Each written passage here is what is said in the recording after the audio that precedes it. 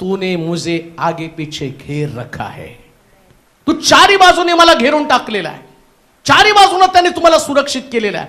पण जेव्हा तुम्ही देवाचा हात सोडता, देवाच्या मार्गापासून परावृत्त होता, देवाचा त्याग तुम्ही करता, परमेश्वराच्या भयापासून निघून जाता, देवाबरोबर असणारं सख्य आणि तुम्ही तोडून टाकता, तुमच्या जीवनामध्ये तुम्ही उद्ध्वस्त व्हायला सुरुवात होता.